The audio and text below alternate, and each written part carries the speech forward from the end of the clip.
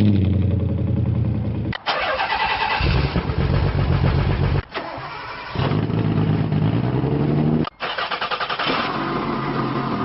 everybody, welcome to another episode of Car Addiction. Today I talk about another legendary Japanese car. If this is your first time in my channel, I'm a huge Nissan enthusiast. I got 300 that is twin turbo with a Skyline, a hard body, got a couple of videos right over there in the link, and Toyota, a couple of Tacomas, and an MR2.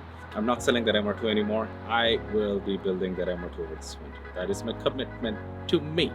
So if you want to see after 4 years how I'm putting the MR2 back on the road, hit the subscribe button and the bell notification, because a lot of videos based on the MR2 will be coming later on to this channel. But today I will be talking about another Japanese legend. It is Subaru's SVX.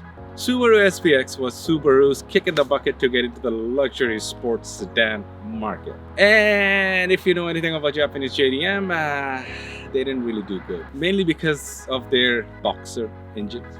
I know, there are a lot of guys will be blowing up my comment section about the boxer engine, but it is what it is. A boat anchor, okay? It's a boat anchor. Leave it in the comment section why it's not a boat anchor. Trust me, I'll tell you why. Because Subaru doesn't know how to make a head gasket, all right? And that's the demise of boxer engines. And anything you do with it, it's made of glass. The piston rods and everything else is made of glass. You rev, or I don't know, you drop your kids to school, it blows. Anyway, when Subaru wanted to get into this luxury sports sedan market, but the market was overly saturated by some heavy hitters like Mark IV Supra, RX-7, 300ZX twin turbo, Skylines, and then the SC. You get the gist, all the 90s JDM cars, they were killing it. Now here comes lumpy little Subaru with a horizontally opposed 6-cylinder boxer with a 3.3 liter engine doing like 231 horsepower. It does have a phenomenal all-wheel drive system, but this engine is made with a sloppy, lazy 4-speed gearbox. Like, what were you thinking? Did you see what your competitions were putting out and now you did this? All right, let's show some B-rolls.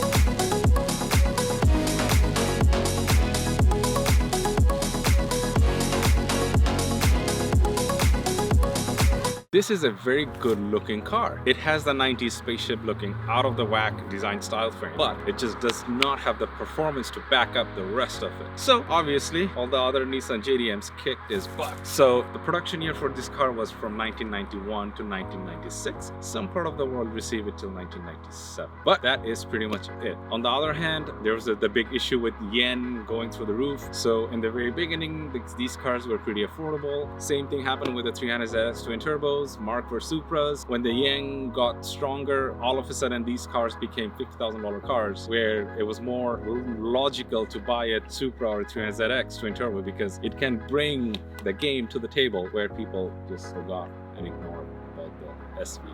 So I actually don't know much about these cars at all, because this is my buddy's car. He borrowed my truck, left it with me to play around, go make some videos. So that's what we're gonna do today. I'm going to do a walk around, and if we have time, we'll go for a test drive. So as you can see, the design is out there. It is not 90s, where rest of the world, especially in North America, were making cars that they were boxy. The Japanese designers were making cars that's just out there. Like, if you see the body line shape is phenomenal. All it needs is a proper set of wheels which fills the gap, a little bit more height, a little bit more flush, maybe a little bit of wide body kit. The rear end is already bolstered. It's right over here. It's holy shit, it's almost a few inches of fitment issues. But anyway, the basic is there, and also you can see the glass. This whole thing looks like a fishbowl driving down the road, and it is a fishbowl. There's no two things about it. No other video has a window design like this where the rear window actually goes down. I didn't even know that. Okay, it doesn't work. We're gonna show you the other side. That is cool. This rear window goes down. And I don't know if you guys notice, I'll show you in a bit. It's just so much stuff. So we're in the passenger side. This is all you get as a window, even though you have this much yield state. And this does not have a frameless design. It is a full frame door. And these are automatic retractable seatbelt tensioners. So if you're too lazy to put your own seatbelt on, this thing, when you open the door, it takes it off and then you close it, puts it back on.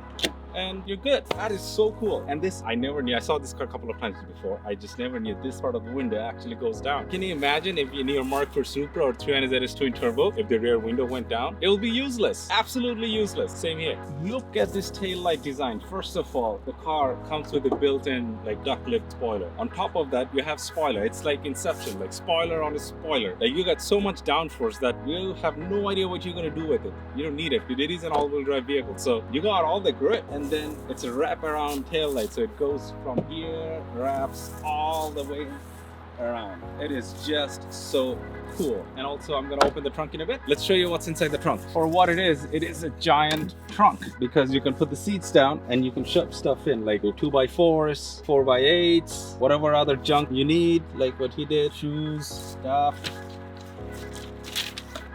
They do have gas struts, so you don't have to hold the hood all by yourself. But if you see the massive behemoth of this piece of that, it's this Subaru's horizontally opposed V6. It's a 3.3 liter, I believe it's EH33 or something like that. Leave it in the comments if I'm wrong. I'm probably wrong. Pretty sure I'm wrong. But it is what it is. He painted the manifold. Overall, it's a decently clean looking car for what it is. Oh, it has the same kind of PTU as the VGs. Yeah, so after he purchased the vehicle, he wanted to change the spark plugs and do some maintenance and stuff like that, which, you know, everybody will. And to get these spark plugs are legit pain in the arse, because you really have to take the wheels off, access the spark plug area from the wheel. Anything you want to do in this car, the VG is pain. I know, but it can party and it can come to the table with a big fist. This is pain and trouble, but I just don't know if it just doesn't come to the party. It doesn't. So other than that, it is a reliable vehicle for a boxer. It's no frills, has AC, heat, everything works. He daily drives it. Has ABS. Yeah, Z32 kind of, not exactly, but kind of similar style MAF. It's an R62 MAF. Z32s are N52 MAF, so same company, similar design, same exact PTU over there. Again, it's 90s Japanese technology. One thing I can tell you is because it's an NA 3.3 liter, it is a torque motor in the lower range. It gets out of its way, but it's not a Mark IV Supra, it's not a 2J, it's not a VG. The compression in this engine is 10.1:1, but they do call for a premium gas. But I have a feeling my buddy gets away with 87. They've been driving this for quite a bit of time with 87. I don't see him buying 91, but I'll ask him. I don't think he did. All right, let's go inside. It's a no-frills engine bay. There's a lot of things happening in the door, but it is a premium door. It's a leather wrap door side. I don't know what you call it, tweed, suede. Some people call it Alcantara. It's nice. The door handle is a fancy looking door handle. And then it has, of course, 4 windows go down, which I didn't know it can do. And then the seats are very nice, soft and comfy. Unlike a Z32 or a Mark IV Supra, these are pretty comfy seats. Okay, let's start this. Oi! This happened. Let's show you guys how this works. And then you open the door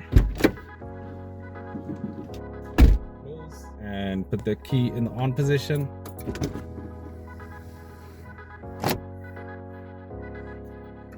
I like the comfy.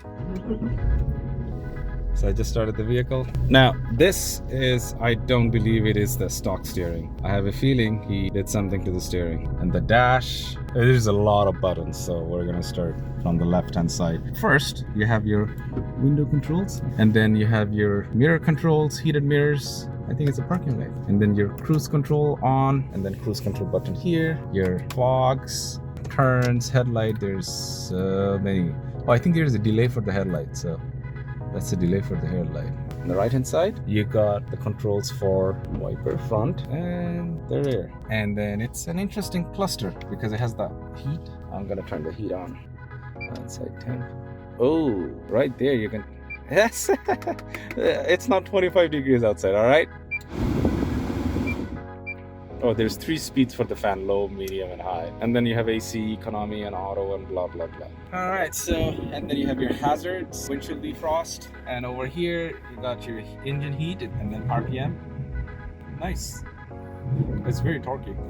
This one, it shows seatbelt not on.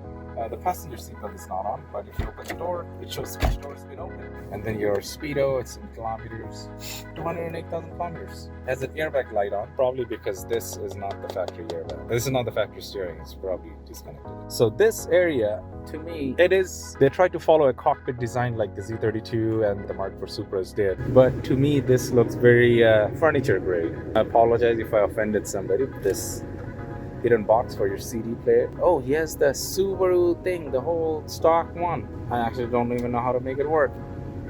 And then here's your glove compartment and a pretty simple automatic gearbox. As I said, they only came in auto, so you don't really have an option. And then you have the space age technology handbrake. Like seriously, what were you thinking? Here is $10 ownership. Here, glove compartment.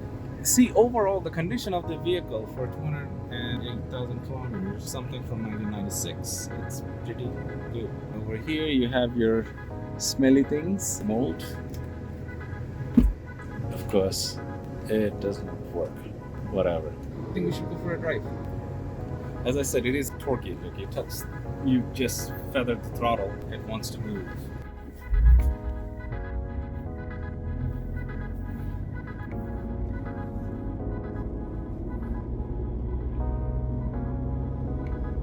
You know, it's not a record-setting, you know, but for what it is decent. Drives pretty good actually.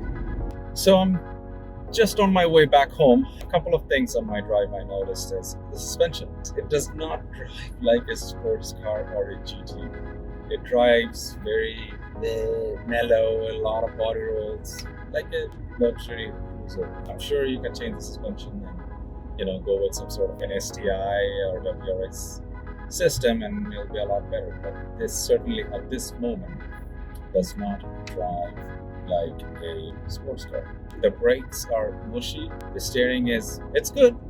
It's good, but it's not sharp. So going back to what's the market Subaru was trying to get, I guess they were not particularly targeting towards a sports car market, but they wanted to shoot towards more of the luxury market.